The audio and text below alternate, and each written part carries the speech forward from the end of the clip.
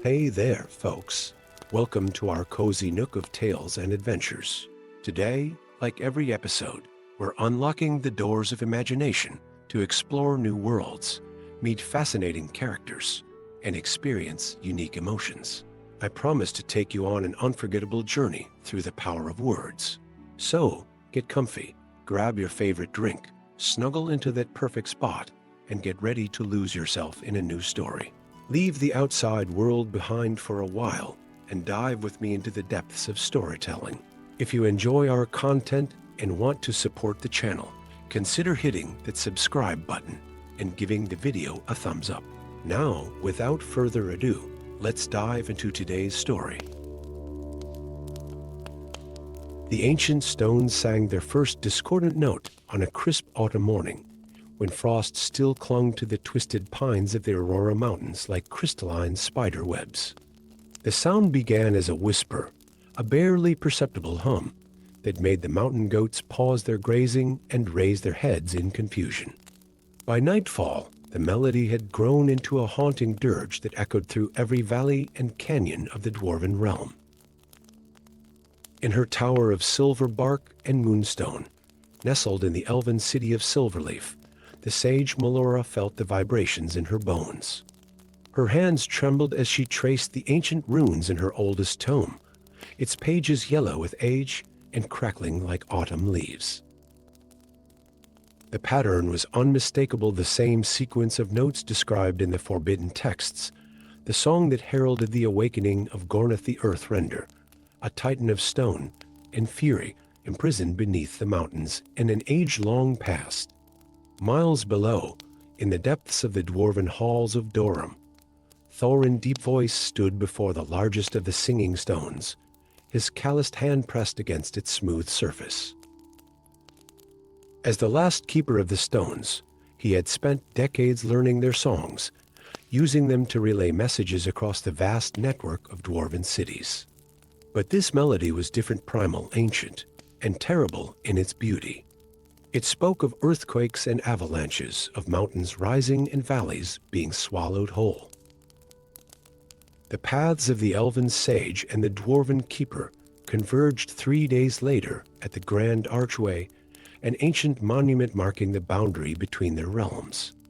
Morther arrived first, her silver hair gleaming in the moonlight, her robes of midnight blue adorned with constellations that seemed to shift and twinkle with each movement. Thorin emerged from the mountain gates as the first rays of dawn painted the sky, his deep red beard braided with runes of protection, his eyes holding the weight of generations of keepers before him. "The stones speak of destruction," Thorin said without preamble, his voice as deep as the caverns he called home. Morther nodded, her ancient eyes grave. "They sing the Titan's song. Gornith stirs in his prison, and if he awakens fully, both our realms will be nothing but dust and memory together." They delved into the history neither of their peoples spoke of willingly. The story of how elves and dwarves, in an age when the world was young, had worked together to imprison a being of such immense power that its footsteps could reshape continents. The magic that bound Gornith required perfect harmony between elven songcraft and dwarven runework, a confluence of powers that hadn't been attempted since the sundering of their peoples. Their journey took them deep into the heart of the Aurora Mountains, following the strengthening song of the stones. In caverns that hadn't known footsteps in millennia, they discovered ancient murals depicting the first binding. Elven and dwarven mages standing shoulder to shoulder, their combined magic weaving chains of light and stone round a colossal figure of living rock. But with each step deeper into the mountains, darker truths emerged. The murals told more than just a tale of victory. They showed betrayal, sacrifice, and terrible choices made in desperate times. Both elves and dwarves had sacrificed hundreds of their own people to power the binding spell, a truth both races had chosen to forget rather than face. "Our peoples didn't drift apart," Morther whispered, her voice thick with emotion, as she traced the faded images. "We chose to separate, To bury this truth, along with the Titan, Thorin's hands clenched around his runestone staff. And now we pay the price of forgetting. The binding weakens because it was built on harmony, and we have lived in discord for too long. The song of the stones grew to a deafening crescendo as they reached the Titan's prison, a vast cavern deep beneath the highest peak of the Aurora Mountains. Here, massive crystals pulsed with ancient magic, their light revealing enormous chains of round metal and crystalline energy that plunged into the rock itself. And through gaps in the stone floor, they could see something moving, living rock shifting like muscle, the prison itself becoming part of the Titan's awakening form. We must renew the binding, Melora said, opening her tome to reveal spells that hadn't been spoken in an age. But to do so, we must first admit the truth to our peoples, Thorin finished. The full truth, no matter the cost, using the singing stones themselves as a conduit, they broadcast the truth to every dwarven hall and elven city. The history of sacrifice, the shared burden of choices made, the cost of victory, and the price of forgetting.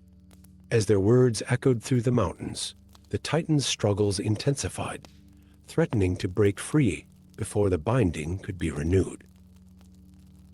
But with truth came understanding, and with understanding came the possibility of harmony once again. From across the realms, elven singers and dwarven runesmiths gathered at ancient connecting points, adding their power to the ritual. In the central chamber, Melora's voice rose in an ancient elven hymn, while Thorin's runework pulsed with the deep magic of the earth itself. The renewal of the binding was not marked by dramatic battle or devastating magic, but by something far more powerful, the sound of elven songs harmonizing with dwarven chants, their magic intertwining as it had in ages past. The discordant song of the stones transformed, becoming a melody of sealing and slumber, sending Gornith back into his ancient sleep. In the aftermath, as both peoples began the slow process of reconciliation, Melora and Thorin established a new tradition. The position of Keeper of the Stones would now be shared between their races, ensuring that the harmony that bound the Titan would never again be forgotten or allowed to fade. And in the depths of the Aurora Mountains, the ancient stones sang a new song, not of awakening or destruction, but of unity forged in truth, of burdens shared, and of bridges rebuilt between peoples who had been apart for far too long. The stones still sing this song today. For those who know how to listen, a reminder that the greatest power lies not in the magics we weave or the secrets we keep, but in the truths we dare to face together. Story 2. The Vale of Tears had always been a place of whispers and shadows, where the borders of the elven and dwarven realms blurred like watercolors in the rain. But on the morning when the mists came, even the whispers fell silent. The fog rolled in from nowhere and everywhere at once, thick as cream and cold as midwinter, swallowing the ancient valley whole. Ilawan Moonweaver stood at the edge of the mist barrier, her silver-trimmed diplomatic robes rustling in an unfelt wind. 3 days she had watched caravans and magic alike bounce off the wall of fog as if it were made of stone. 3 days of messengers bringing increasingly desperate reports, trade routes cut off, families separated, and an ancient peace between realms suddenly balanced on a knife's edge. The sound of heavy boots on stone announced the arrival of Drugan Ironquill, the dwarven cartographer. His beard was braided with bronze clasps marked with mapping runes, and his eyes held the sharp focus of one who had spent decades memorizing every crack and crevice of the mountains. He carried a case of rolled maps and measuring tools strapped to his broad back, along with a well-worn warhammer, for some dangers couldn't be solved with careful measurement alone. 7 attempts to breach the mist, he said without greeting, his voice rough as granite. 7 failures. Even the deepest tunnels are blocked. Ilawan's fingers traced the ancient amulet at her throat, a family heirloom she had never seen her mother remove. The elven mages report similar findings. It's as if the valley itself has decided to hide from the world. They might have stood there indefinitely, two representatives of ancient races staring at an impossible fog, had Elauen's amulet not suddenly flared with a warm light. At the same moment, one of Drugan's mapping runes began to glow with an answering radiance. Their eyes met in sudden understanding. Without a word, they stepped forward together into the mist. The fog parted around them like a curtain, revealing a valley transformed. Where once had stood a bustling trading post, now lay a ghost town frozen in time. The buildings were intact but empty, their windows dark and doors swinging in a non-existent breeze.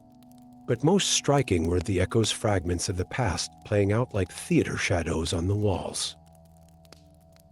They watched as spectral figures moved through the streets, merchants haggling, children playing, life as it had been before the mist.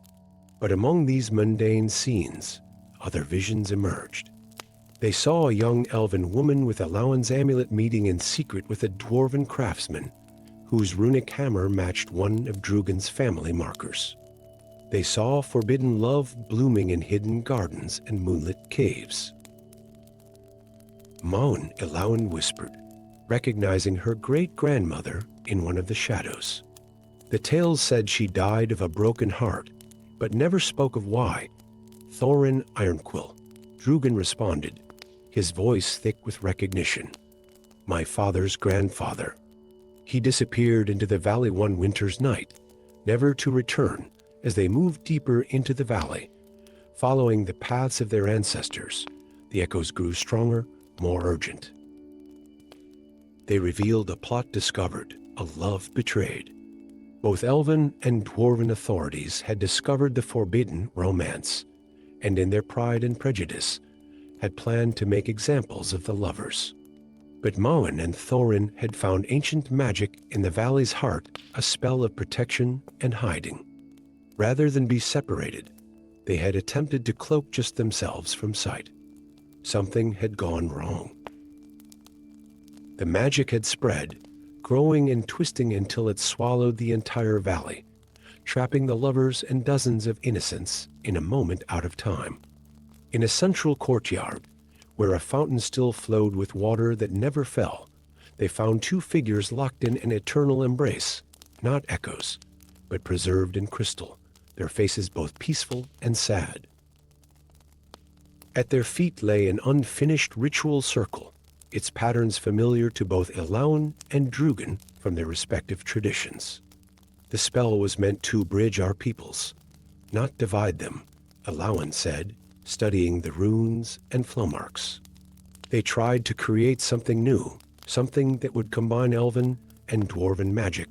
Drugan's fingers traced the unfinished patterns. And now the valley calls to their bloodlines, asking us to complete what they began. The decision should have been difficult. They were both representatives of their peoples, bound by duty and tradition. But as they stood in that forgotten place, surrounded by the echoes of a love that had dared to bridge an ancient divide, the choice became clear as crystal. They worked through the night, Elauen's elvish spellcraft weaving between Drugan's runic mathematics. The unfinished ritual circle blazed with combined power, not opposing forces held in check, but complementary magic strengthening each other. As the final elements fell into place, the crystalline figures began to glow. The spell that broke the valley's curse didn't shatter or explode. Instead, it sighed, like a sleeper finally allowed to rest. The mists dissolved like morning dew, revealing a valley bathed in sunrise. The echoes faded, but not before showing one final scene. Maun and Thorin, young and in love, looking to a future they had dared to dream of but never got to see. In the days that followed, as life cautiously returned to the Vale of Tears, changes rippled through both elven and dwarven societies. The tale of the lovers in crystal became a symbol not of tragedy, but of possibility. The crystal fountain where they had made their last stand became a meeting place for those who sought to build bridges rather than walls. And if sometimes, in the quiet hours between dusk and dawn, echoes of the past still whisper through the valley's streets, they no longer speak of sorrow and separation. Instead, they tell of love that dared to challenge boundaries, of magic that sought to unite rather than divide, and of a curse transformed into a blessing by those willing to learn from the past rather than remain bound by it. Ilawan and Drugan remained as guardians of the valley, founding a new order dedicated to preserving its legacy. Under their guidance, the Vale of Tears became known by a new name, the Vale of Hope, where ancient grudges could be laid to rest, and new beginnings could take root in the soil of the past. Story 3. In the twilight city of silver threads, where the borders of elven grace and dwarven craft intertwined like strands of fate themselves, the looms never ceased their rhythmic song. Day and night, shuttles danced through warps and wefts, creating tapestries that captured the essence of both worlds in their threads. But none of the weavers could see what Sayara saw when her fingers touched the threads, the shimmering paths of destiny itself, glowing like moonlight on water. Being half-elven had always set Sayara apart. Her mother's elvish grace had given her fingers that could coax the finest silks into impossible patterns, while her father's dwarven blood had blessed her with an eye for the underlying structures that held designs together. But it was neither heritage that had given her the sight that had come from somewhere else entirely, a gift or curse that made every weaving reveal glimpses of what was to come. The vision that changed everything came on a morning when the mountain mists wrapped the city's spires like ghostly fingers. In the guild's grand workshop, Sayara's hands moved automatically through the familiar motions of weaving when the threads beneath her fingers suddenly burned cold as ice.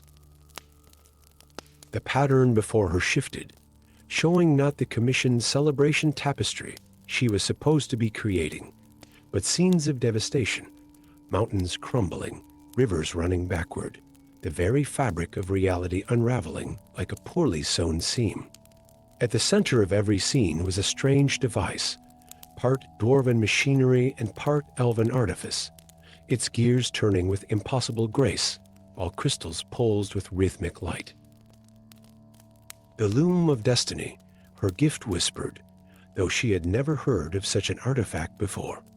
Her search for answers led her to the guild's forbidden archives, where she found a single reference to a master craftsman who might know more, Grimlock the Exile, a dwarven artificer who had been cast out of his hold for experiments that blended dwarven and elven magic in ways both races considered dangerous. Finding him meant leaving the safety of silver threads, venturing into the shadowy borderlands where outcasts and monsters made their homes. Grimlock's workshop was carved into the face of a cliff, accessible only by a narrow path that curved like a question mark against the stone. The door that greeted Sayara was a masterpiece of metallurgy and magic, covered in interlocking gears that moved in patterns reminiscent of her own weavings. When it opened, the dwarf standing before her had eyes that gleamed with the same knowing light she sometimes caught in mirrors, the look of someone who saw too much of what could be. "I wondered when one of you would come," he said, his voice rough as forged stone, but warm as hearth fire. "The threads are unraveling faster now, aren't they?" In his workshop, surrounded by half-finished inventions that blended the precision of dwarven craft with the flowing grace of elven design, Grimlock confirmed her worst fears. The loom of destiny wasn't just real, it was vital. Created in the earliest days when elves and dwarves first encountered each other, it was built to weave their disparate magics into a stable pattern that would allow both to exist in harmony. But something had gone wrong. The loom had been lost, and reality itself was beginning to fray without its stabilizing influence. "But my visions," Sayara protested. "They show the loom bringing destruction, not harmony." Grimlock's laugh was bitter as dark ale. "What you saw was the consequence of its absence." the devastation is already happening, thread by thread. We're simply the first to notice because we see the patterns others miss. Together, they began a desperate race against time. Grimlock's knowledge of artifacts and Sayara's visions led them through ancient ruins and forgotten temples, gathering the components needed to rebuild the loom. Each piece they recovered revealed more of its history and more of the terrible choice they would face. The loom had been hidden away because it offered too much power, the ability to reweave destiny itself. Its creators had feared it would be misused, and so they had scattered its pieces to the winds. But without it, the very fabric of reality was slowly unraveling, a fraying edge that would eventually reach everything. The final piece lay in the heart of an ancient temple, half buried in a valley where neither elves nor dwarves ventured. As they reconstructed the loom, Sayara's visions grew stronger, showing her two possible futures with devastating clarity. They could use the loom to strengthen the existing pattern of reality, preserving everything as it was, but maintaining the artificial separation between elven and dwarven magics. Or they could attempt to weave a new pattern entirely, allowing the two forms of magic to truly blend, a process that would change both races forever and might destroy everything in the attempt. The safe choice isn't always the right one, Grimlock said softly, watching her hands hover over the loom's controls. Sometimes we must risk unraveling everything to weave something stronger. In the end, it wasn't logic or prophecy that guided Sayara's decision, but the memory of her own existence, living proof that elven and dwarven essence could not only coexist, but create something new and beautiful. Her fingers moved across the loom with the certainty of a master weaver, guiding it to unpick the ancient boundaries between magics.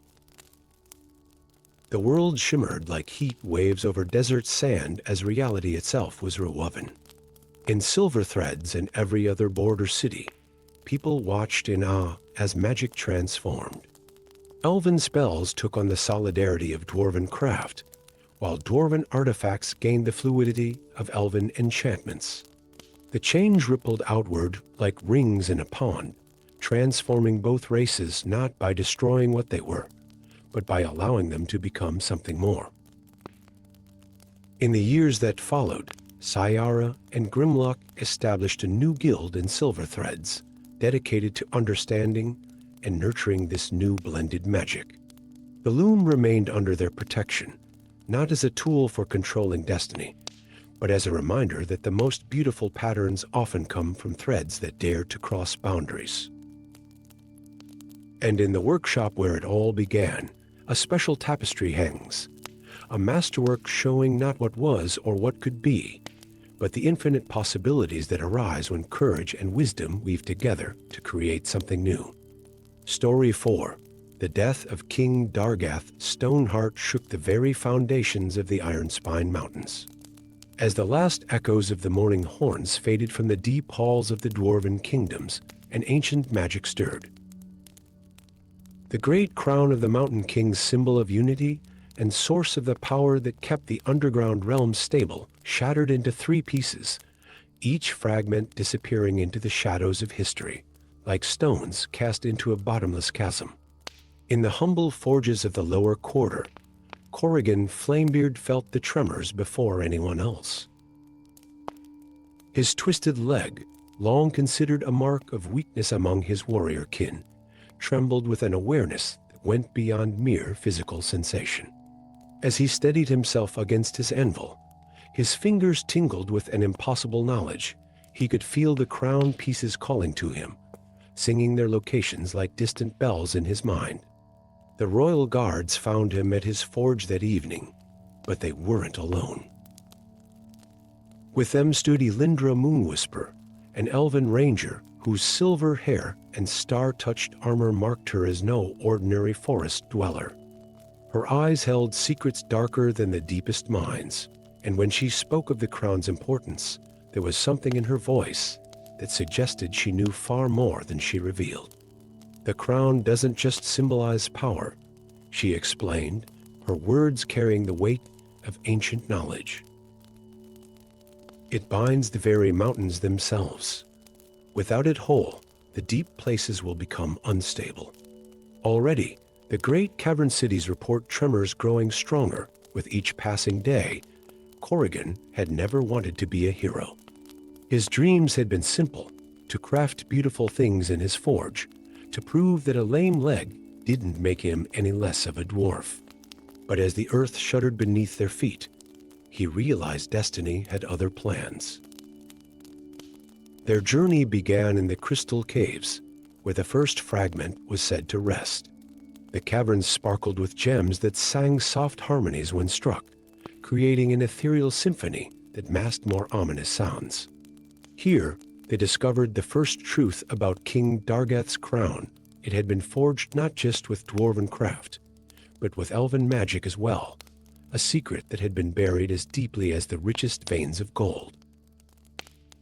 Elindra's knowledge of this truth surprised Corrigan until she revealed her own heritage. She was the last of an ancient order of elven guardians, sworn to protect the secret of the crown's dual nature. Her ancestors had helped forge it in an age when the two races had worked together openly, before pride and fear had driven them apart. The second fragment led them to the Mistral Peaks, where ancient dwarven ruins stood exposed to the stark mountain air. Here, among crumbling pillars and wind-worn statues, they encountered the stone-wraith spirits of dwarven kings long past, bound to protect the crown's secrets.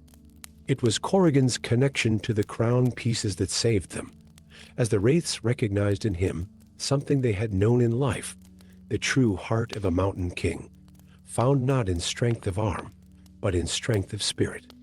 But it was the third fragment that held the greatest revelations. Deep in the Shadowheart Mountains, in a chamber that straddled the borders of the dwarven and elven realms, they found not just the final piece of the crown, but the truth about why King Dargath had died without an heir. The crown's power came with a price. Each king had to sacrifice a piece of their soul to maintain the mountain's stability. Dargath, seeing the toll this took on both the land and its rulers, had chosen to end the cycle, even though it meant his own death. As Corrigan held the three fragments in his trembling hands, the choice became clear. The crown could be reforged, but it would require a new kind of binding one that drew not just on the strength of a single ruler, but on the combined power of both races. His gift for feeling the crown's presence wasn't a random accident. It was a sign that the mountains themselves were calling for change. In a ritual chamber deep beneath the earth, where crystals glowed with their own inner light, and the very rock seemed to pulse with ancient magic, Corrigan and Elindra began the reforging. Dwarven hammers rang against the crown pieces, while elven spells wove between the strikes like threads of starlight. The ground shook with increasing violence as the mountains themselves responded to the working of such deep magic. But something went wrong. The crown resisted being remade in its old image, no matter how much power they poured into it. In a moment of clarity, Corrigan understood the crown didn't want to be restored to what it was. Like him, it sought to become something new. Using his craftsman's intuition and his mysterious connection to the crown pieces, Corrigan began to forge something different. Not a single crown of dominion, but a circlet that split and rejoined like a river around stones, its segments held together by flows of power rather than rigid metal. As he worked, Elindra's magic shifted too, no longer trying to bind the pieces together, but rather creating channels through which power could flow freely between them. The result was unlike anything either race had created before, a crown that drew its strength not from the sacrifice of a single ruler, but from the willing cooperation of both peoples. The mountains stabilized not through forced control, but through a harmonious balance of powers that had always been meant to work together. In the years that followed, Corrigan became not a traditional king, but something new, a bearer of the flowing crown, someone who facilitated the connection between the races and the mountains rather than dominating them. His forge remained his favorite place, though now he crafted not just tools and weapons, but bridges between the old ways and the new. Elindra remained as well, not just as a guardian of secrets, but as an ambassador between the races, helping to rebuild the trust that had been lost over generations. Together, they established a new council that included both dwarves and elves, ensuring that the wisdom of both peoples would guide the mountain's future. And in the deep places of the earth, the mountains themselves sang a new song, not the dirge of controlled power that had echoed through the halls for generations, but a harmony of freely given strength, as natural as the flow of underground rivers and as enduring as the roots of the world itself. Story 5. Deep in the heart of the silverleaf forest, where ancient trees whispered secrets to those who knew how to listen, the whisperwood tree stood as the last of its kind. Its crystalline branches reached toward the stars like frozen streams of moonlight, each leaf a repository of elven magic that had sustained their civilization for millennia. But on the morning when Lyriana Dawnweaver took up her duties as its newest guardian, something was wrong. The tree's ethereal glow had dimmed, its song fading like the last notes of a dying melody. Lyriana pressed her palm against the tree's shimmering bark, her inherited magic-seeking connection with the ancient being. Where there should have been a flood of power and wisdom, she found only whispers and shadows. Something was draining the tree's energy, pulling it away like water, seeping through invisible cracks. The discovery of the dwarven tunnels came 3 days later. Fresh carved passages snaked beneath the forest's roots, their walls marked with runes that pulsed with a familiar rhythm, the same rhythm as the tree's fading heartbeat. Leading the expedition was Thorgan Greybeard, a dwarf whose reputation for ethical mining practices seemed at odds with this apparent theft of elven magic. When Lyriana confronted him at the mouth of the largest tunnel, frost gathering at her fingertips and magic crackling in the air, she found not a thief, but a fellow protector with fear in his eyes. "The deep places are awakening," he told her, his voice grave as mountain stone. "Something stirs in the ancient dark, something that feeds on magic itself. We thought we could contain it by channeling power through the old ways, but his words were cut short by a tremor that shook both forest and mountain. From the tunnel's depths came a sound that should never have reached the surface, the scraping of stone on stone, accompanied by whispers in a language that made the very air grow cold. Together, they ventured into the depths, Lyriana's elven magic lighting their way while Thorgan's knowledge of stone kept them from losing their path in the twisting tunnels. The runes that lined the walls told a story older than either of their races, a tale of ancient beings that had slumbered since the world was young, creatures that fed on magic itself. In a vast chamber deep beneath the earth, they found the truth. The dwarven runes weren't stealing the tree's power. They were desperately trying to contain something far worse. A creature of living shadow and crystalline angles, as large as a house and as ancient as the mountains themselves, was slowly breaking free of bonds that had held it for eons. Each pulse of power from the whisperwood tree wasn't being stolen, it was being used to reinforce the failing seals that kept the horror at bay. "We called them the Void Feeders," Thorgan explained, his voice barely a whisper in the vast space. "Our oldest records speak of a time when they roamed freely, consuming all magic until the world was nearly lifeless. It took the combined power of all races to bind them." Lyriana watched the creature strain against its bonds, understanding dawning like a cold sun. The whisperwood tree wasn't just a source of our magic, she realized. It was a guardian, keeping this thing sleeping through its power. The tree's recent weakening wasn't just a threat to elven magic, it was the first step toward a catastrophe that could affect all races. But even as they watched, new cracks appeared in the ancient seals. The chamber's runes flared with desperate light as they tried to channel the tree's dwindling power to maintain the bonds. It wasn't enough. Soon, the creature would break free. "There might be a way," Thorgan said slowly, pulling an ancient scroll from his pack. "A binding ritual, combining dwarven runecraft with elven nature magic. But it's never been attempted before. The power required could kill us both," Liriana finished, but her eyes were determined. She had sworn to protect the whisperwood tree, and now she understood that meant protecting much more than just elven magic.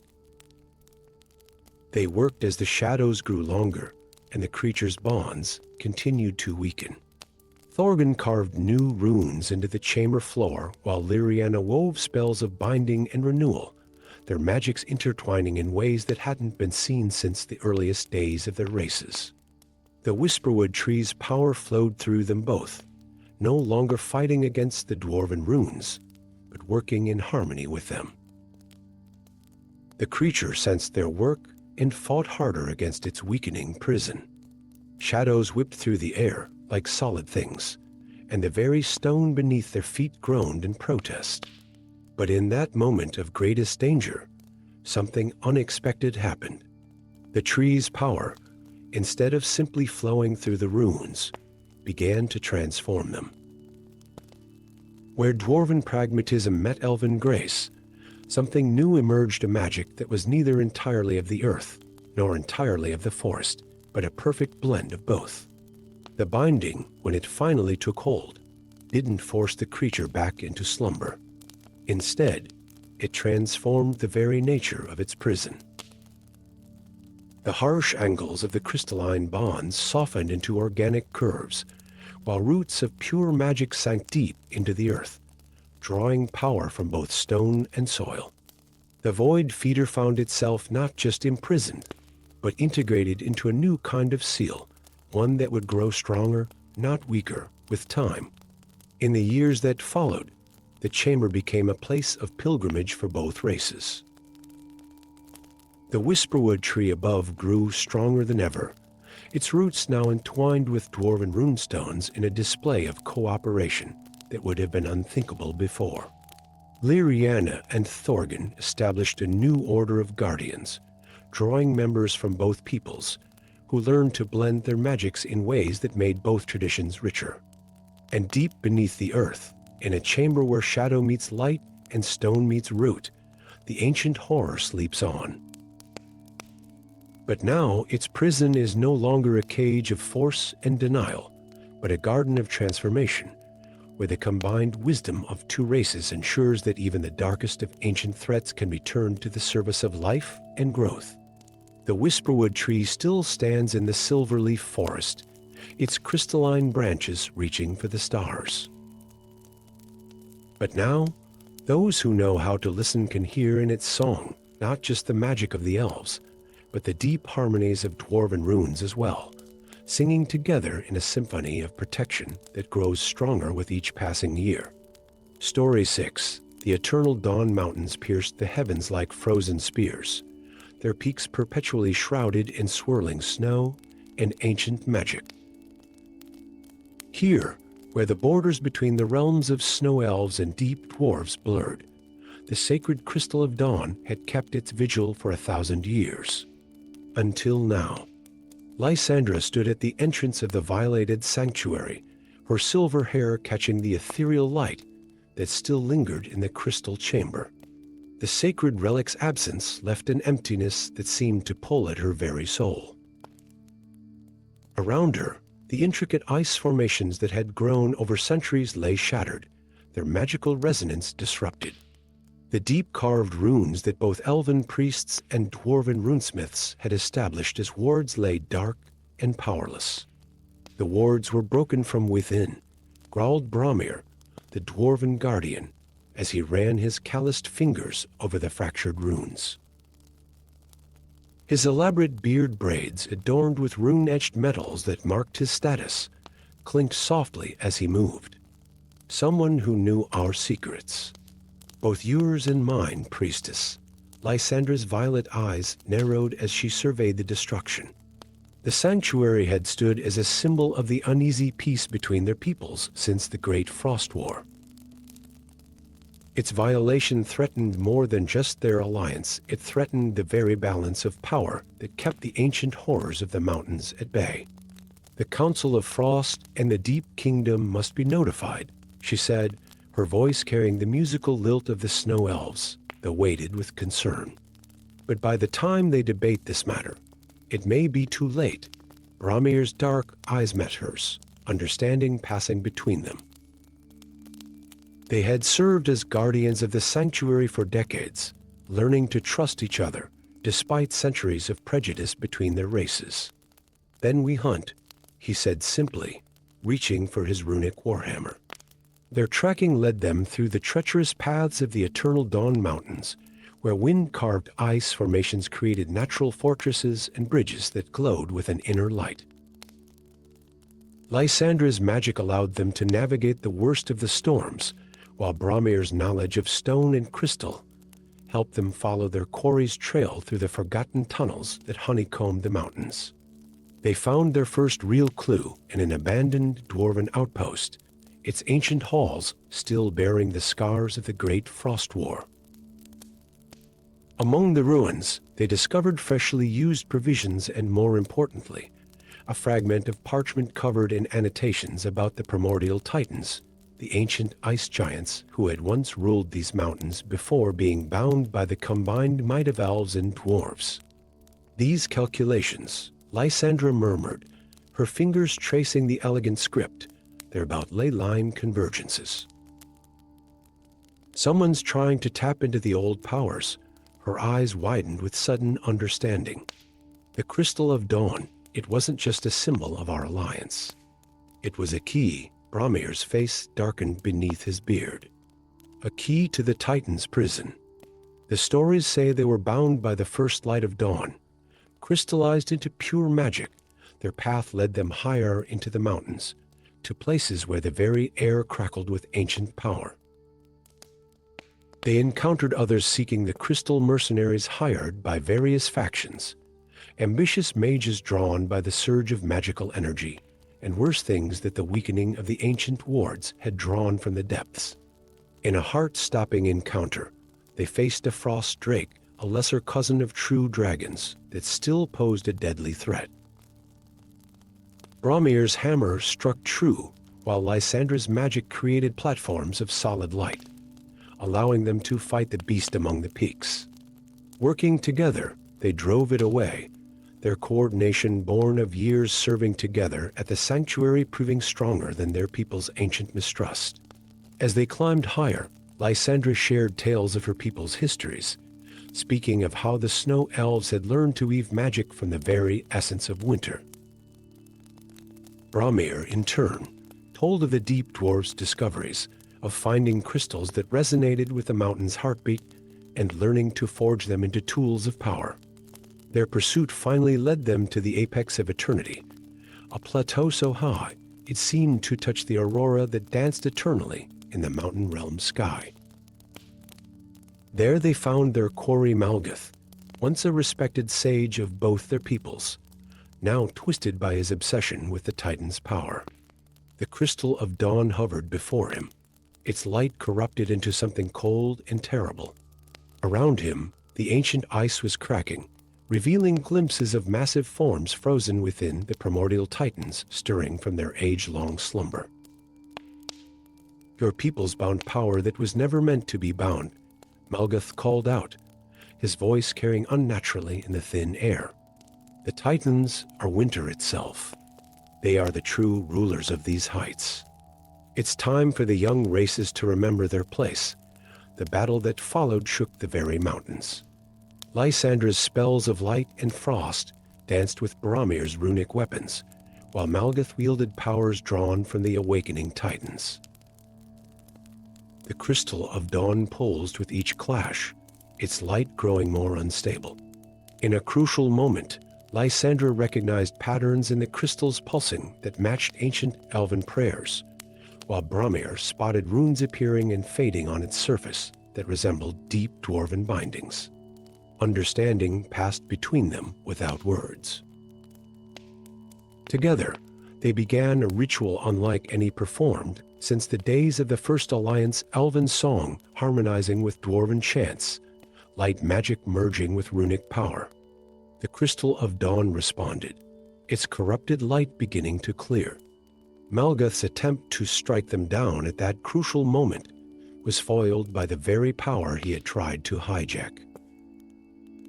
The crystal's pure light struck him, and in an instant, he became another sculpture of ice among the mountain's many frozen formations. As the crystal settled back into its pure state, Lysandra and Bromir realized their victory had come with a price.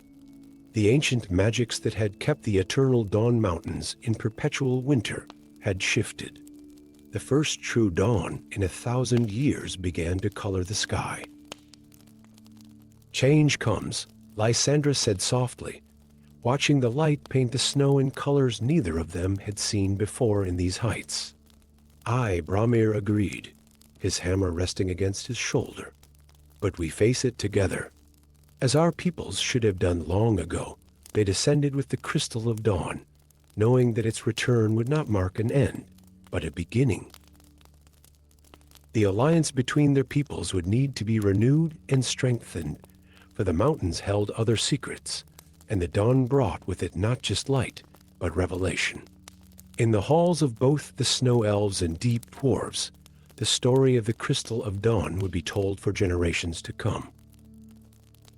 Not just as a tale of a sacred relic rescued, but as a reminder that the greatest strengths often lie not in ancient powers, but in the bonds forged between unlikely allies.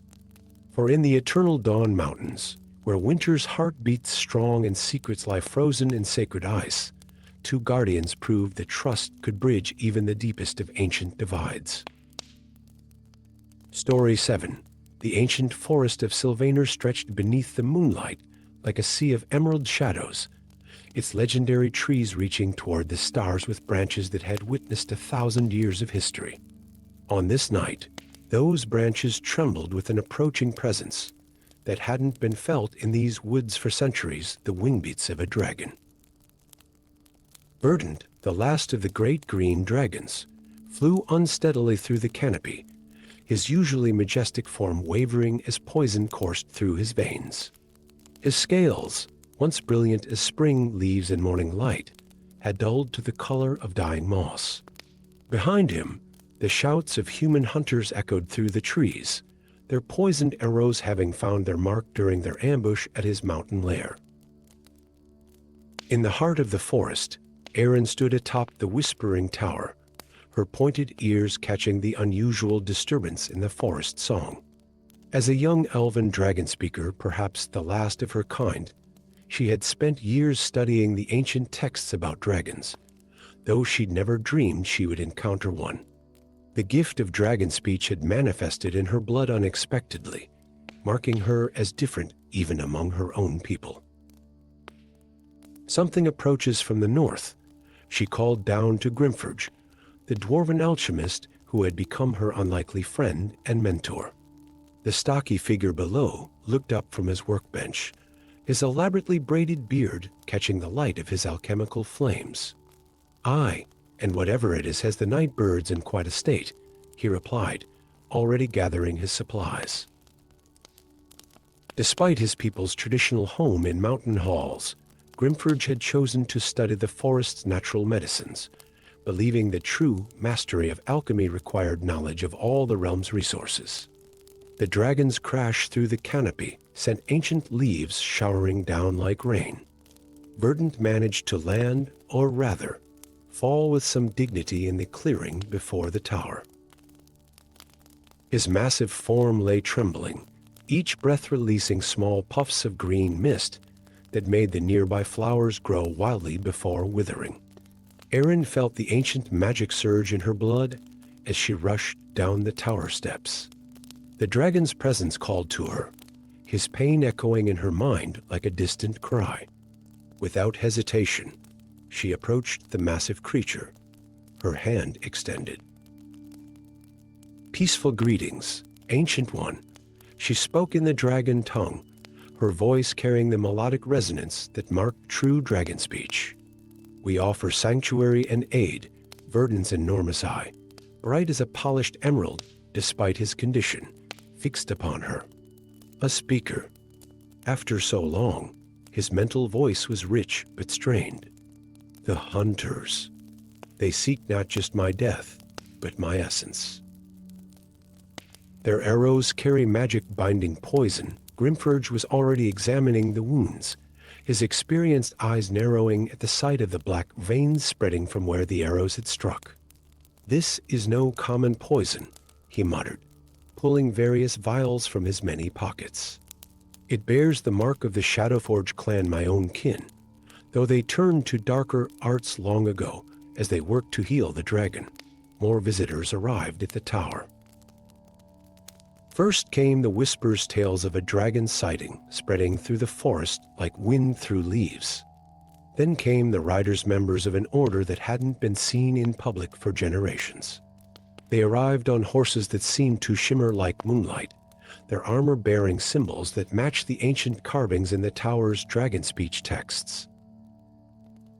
Their leader, a woman whose age was impossible to determine, introduced herself as Commander Lyra of the Dragon Knights. "We've waited centuries for this moment," she said, her eyes fixed on Verdant. The return of a great dragon could herald the rebirth of our order, or draw out those who would destroy what remains of dragonkind forever over the next days, as Grimfurge worked tirelessly to counter the poison. Aaron learned more about the true history of dragons from both Verdant and the Knights. The great dragons had once been guardians of the realm's magic, maintaining balance between all races and elements. Their near extinction hadn't been natural. It had been orchestrated by those who sought to control magic for themselves. "The poison in my blood," Verdant explained one evening, his strength slowly returning. "It's derived from an ancient artifact, the Dragonfang Chalice. It was created to bind and steal draconic magic, corrupting our very essence." Grimfurge looked up from his workbench, his expression troubled. "The Shadowforge clan. They've been searching for something in the old mountain halls. Something they believed would give them power over magic itself." The pieces fell into place, like an ancient puzzle finally solved. The hunters hadn't been simple trophy seekers. They were part of a larger conspiracy. The same forces that had nearly destroyed dragonkind centuries ago were rising again, seeking to harvest the last pure source of draconic magic. As Verdant healed, more dragon knights emerged from hiding, drawn by his presence. The Whispering Tower became a place of revival, where ancient knowledge was shared and old alliances renewed. Erin's gift grew stronger as she learned from both Verdant and the Knights, while Grimfurge's alchemical knowledge expanded through collaboration with the dragon's own understanding of natural magic. But their peace was short-lived.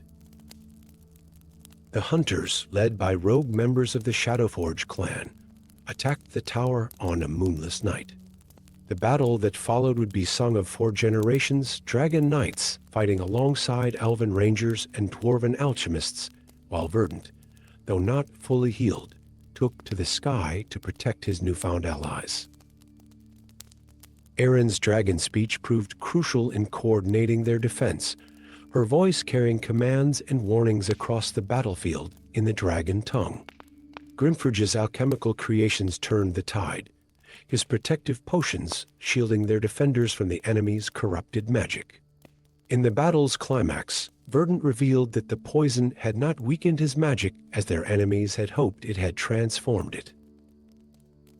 When he unleashed his breath weapon, instead of the traditional fire or acid of his kind, he released a wave of pure regenerative energy. The blast restored life to areas corrupted by dark magic and revealed the hunters' hidden positions among the trees. With the conspiracy exposed and defeated, the Dragon Knights began the work of rebuilding their order. The Whispering Tower became their new headquarters, a place where the magic of dragons would be studied and preserved rather than exploited. Verdant chose to stay, becoming both guardian and teacher. Erin and Grimforge continued their work together, their unusual partnership now dedicated to understanding and protecting draconic magic. Their story became a testament to the power of unlikely alliances and the importance of preserving ancient wisdom. In the years that followed, other dragons were discovered in hiding across the realm, drawn out by news of Verdant's survival and the revival of the Dragon Knights. The forest of Sylvaner flourished under their protection, its trees growing ever taller, their branches reaching toward the stars that had witnessed the beginning of this new chapter in the realm's history. And so the last green dragon became instead the first of a new age, where the wisdom of the past and the hope of the future intertwined like roots beneath the ancient forest floor, growing stronger together than they ever could have apart. Story 8. The great fortress city of Morther rose from the mountain like a crown of stone and steel, its ancient towers and battlements carved directly from the living rock. Countless runes of power glowed along its walls, their blue-white light a testament to the magical mastery of the dwarven runcrafters who had built this mighty stronghold. But deep beneath the city's magnificent halls, in the darkest reaches of the mines, something stirred that should have remained forever sleeping. Darina traced her fingers over the pulsing runes that lined the archive chamber's walls, her brow furrowed in concentration. As the youngest rune master in their history, she had devoted her life to understanding the ancient magical symbols that protected the city. Lately, those protections had begun to fail, though none of her fellow masters would acknowledge it. The patterns are changing, she muttered to herself, making careful notes in her leather-bound tome. The runes seemed to whisper to her, their light flickering in ways she had never seen before.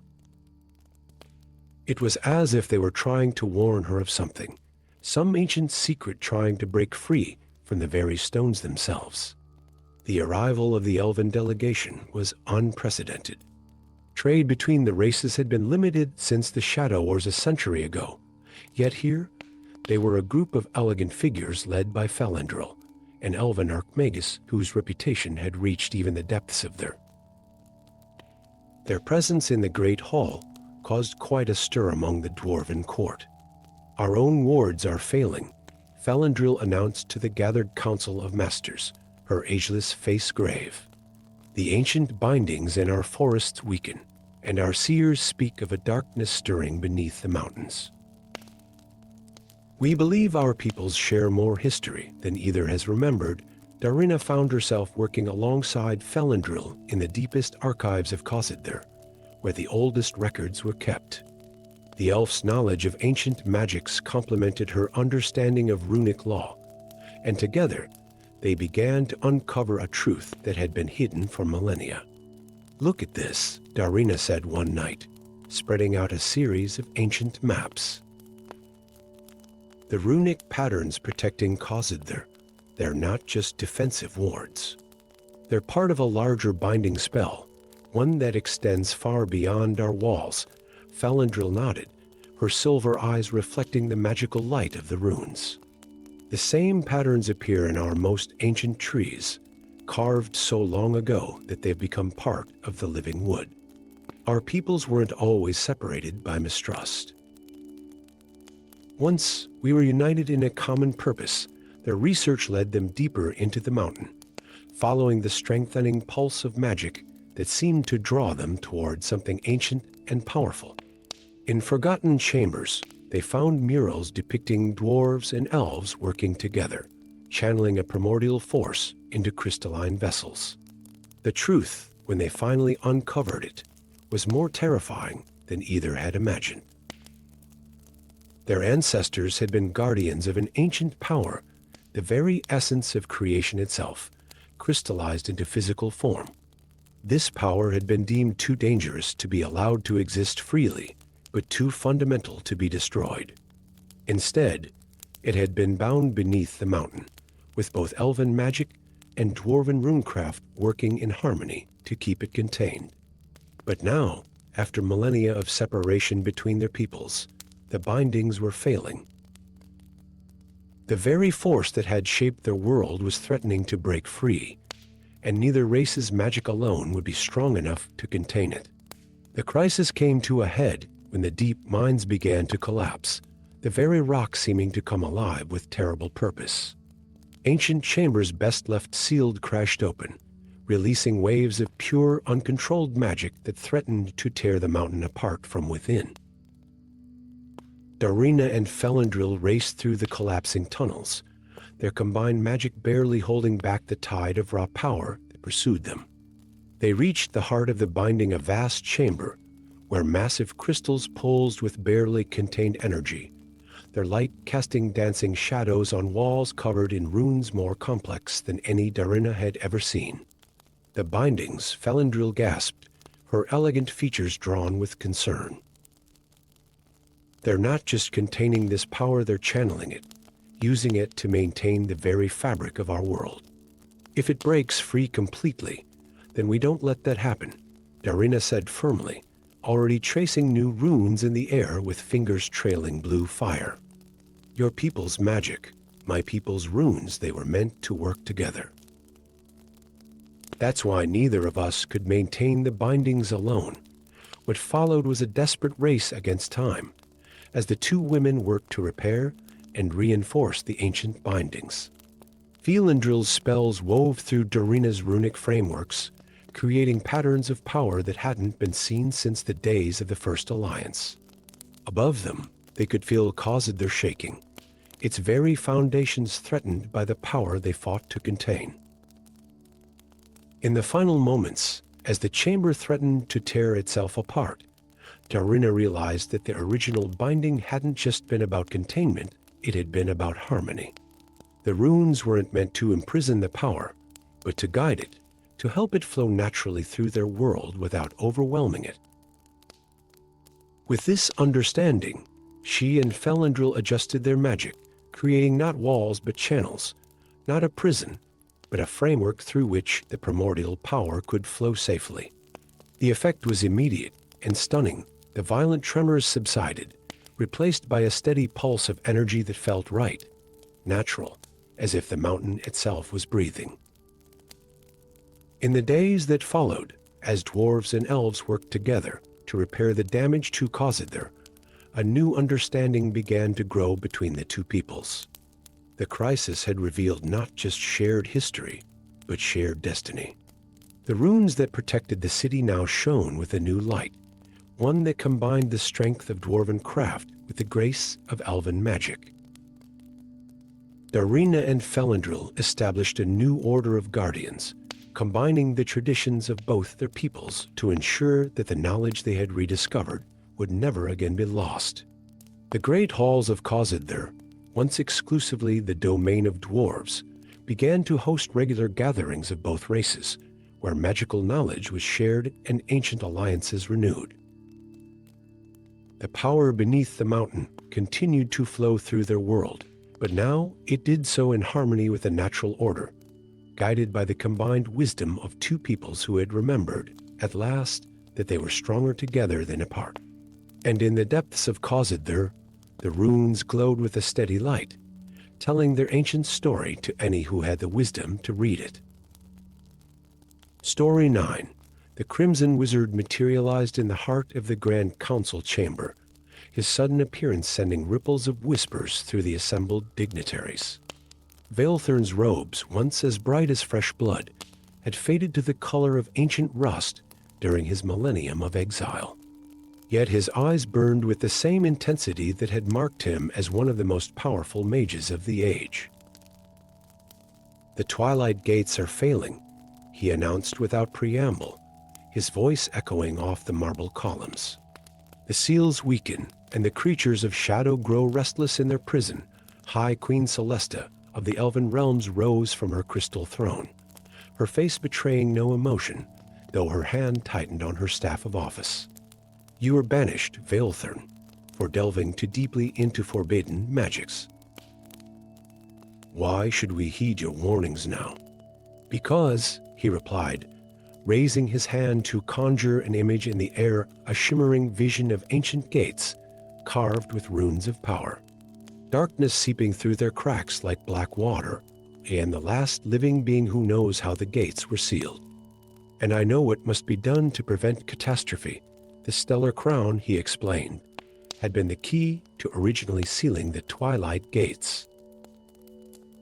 Split into 3 fragments after the last Great War, its pieces had been divided among the 3 great races as a way to ensure no single power could control its magic. Now, those pieces would need to be reunited before the gates failed completely.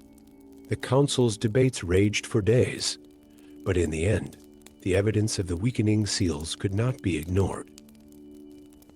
Dark creatures had already been sighted in the borderlands, and ancient wards were failing across the realm. A company was formed to seek out the crown fragments, Vaelthern himself. Princess Lyra, a renegade elf who had forsaken her royal heritage to study forbidden battle magic. Thorin Flameheart, a dwarven smith whose mastery of enchanted weaponry skirted the edges of legality. And Raven, a human thief with the rare gift of seeing possible futures. Their quest led them first to the Elven archives, where the first fragment was kept. The ancient library fortress floated among the highest branches of the World Tree, its secrets guarded by magical constructs and riddles that tested wisdom rather than strength. Lyra's knowledge of Elven lore proved crucial, though using it meant confronting the heritage she had tried to leave behind. The crown fragment isn't just stored here, she revealed as they navigated the shifting shelves of living wood. It's become part of the archive's heart. Removing it will change my people's connection to our ancestral knowledge forever. The second fragment lay in the dwarven forge temples, vast underground chambers where the very essence of fire and earth had been harnessed. Here, Thorin's expertise guided them through labyrinthine tunnels where molten metal flowed like rivers and ancient forges still burned with the first fires ever kindled by dwarven hands. My people built our greatest works with the crown's power, he explained as they descended ever deeper. Its loss will mean the end of an age of crafting. But better that than the end of everything. The human fragment proved the most elusive, having been hidden in plain sight for centuries. Raven's gift showed them glimpses of possibilities, the fragment passing from hand to hand through history, its true nature forgotten until it became a simple piece of jewelry worn by a merchant in the floating markets of the sky cities. As they gathered the pieces, however, signs of the growing shadow became impossible to ignore. Towns near the twilight gates reported people vanishing in broad daylight. Strange creatures prowled the borderlands. The very stars seemed dimmer, as if something was slowly devouring their light. But their greatest challenge came from those who opposed their mission. A faction of shadow-touched zealots, believing that the opening of the gates would usher in a new age of power, dogged their steps. These cultists saw Vaelthern not as a savior, but as a thief, attempting to steal their prophesied destiny. The final confrontation came at the twilight gates themselves, massive structures of black stone, and ancient magic that stood between worlds.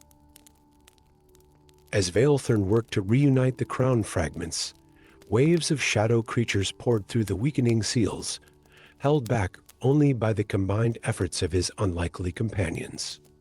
Lyra's forbidden battle magic carved paths of light through the darkness.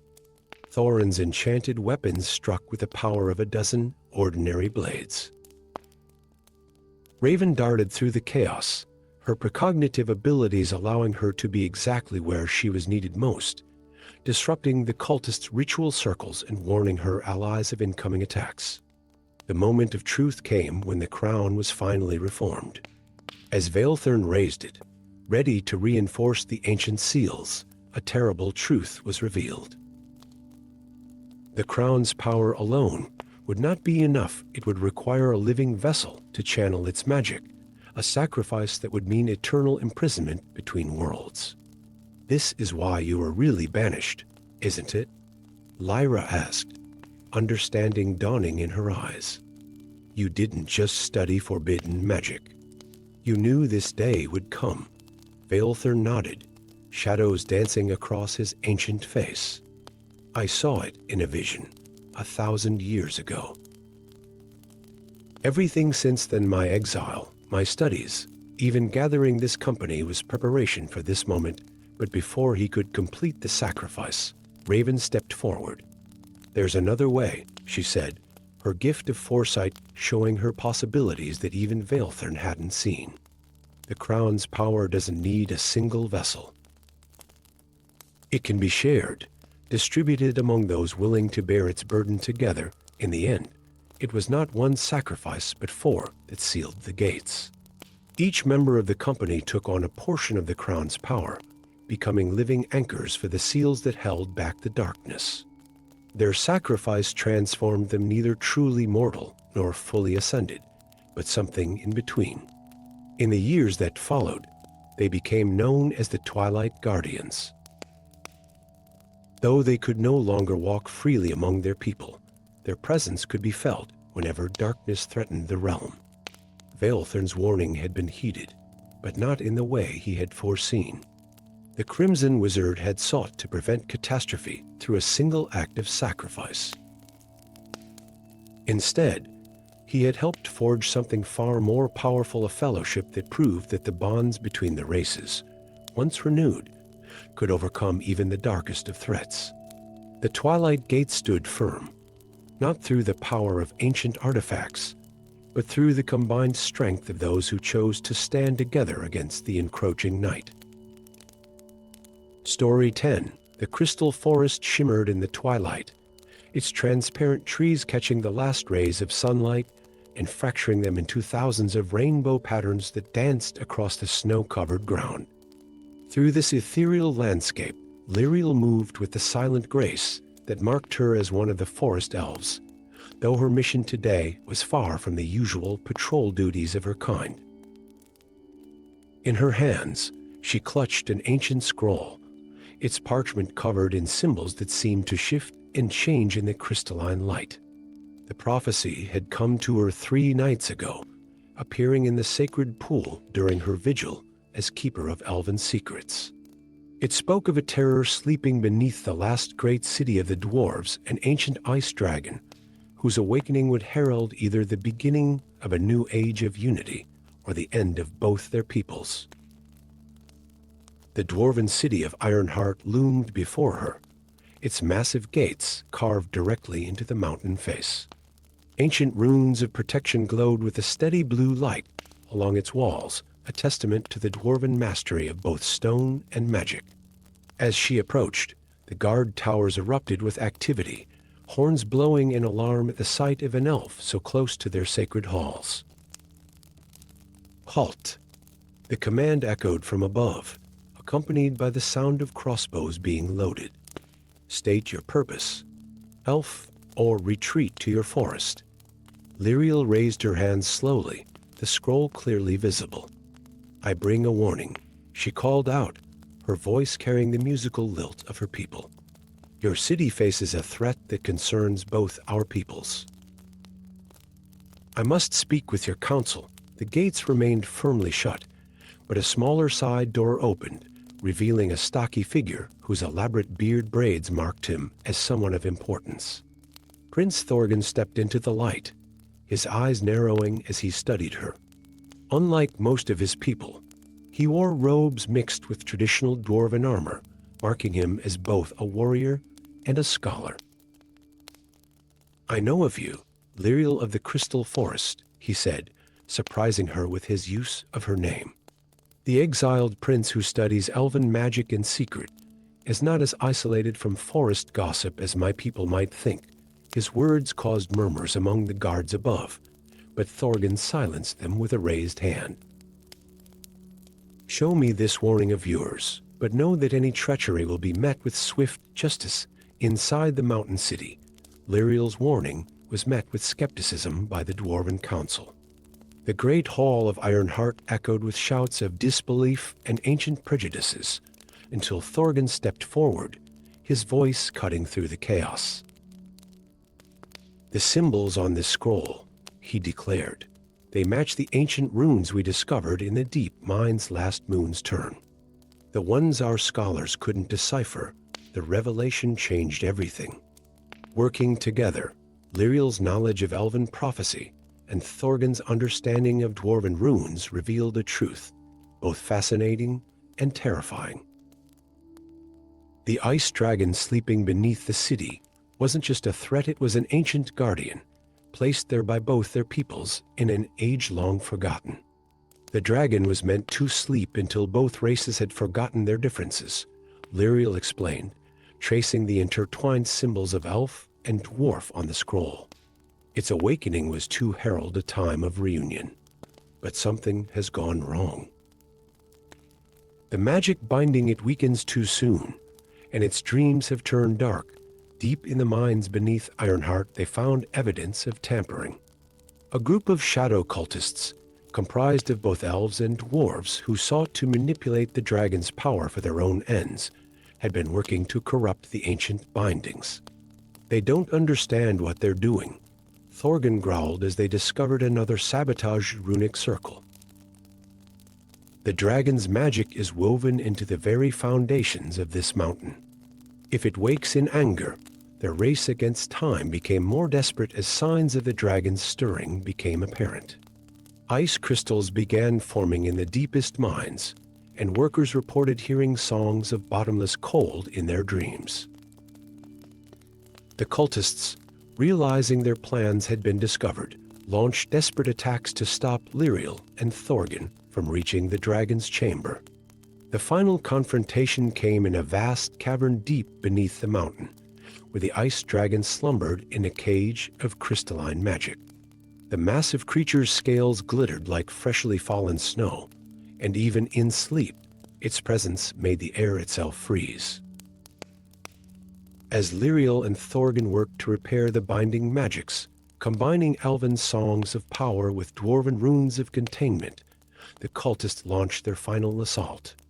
The battle that followed was like nothing either people had seen in centuries, elven magic and dwarven craft working in harmony instead of opposition. Thorgun's knowledge of forbidden elven spells complemented Lyriel's intuitive understanding of how they could be woven into dwarven runic patterns. Together, they created defenses that were neither purely elven nor purely dwarven, but something new and powerful. The dragon stirred in its sleep, its dreams bleeding into reality, as scenes from the ancient past played out in the ice crystals growing along the cavern walls. They saw glimpses of a time when elves and dwarves had worked together to build wonders that neither race could have achieved alone. In the end, it wasn't just about preventing the dragon's corrupted awakening.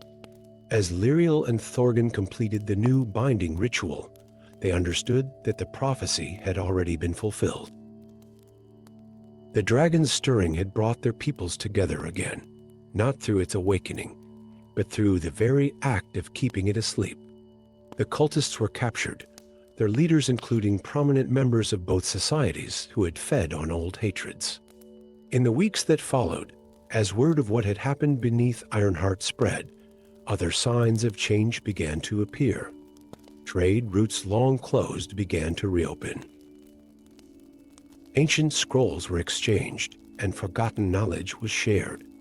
Lyriel and Thorgun became the first members of a new order, the Guardians of the Crystal Sleep. Their role was not just to maintain the dragon's bindings, but to preserve the newfound understanding between their peoples. The Crystal Forest and Ironheart, once symbols of the division between elf and dwarf, became meeting points where both races could share their wisdom. And deep beneath the mountain, the ice dragon slumbered on, its dreams now peaceful, waiting for a distant future when its awakening would no longer be a threat, but a celebration of unity long restored.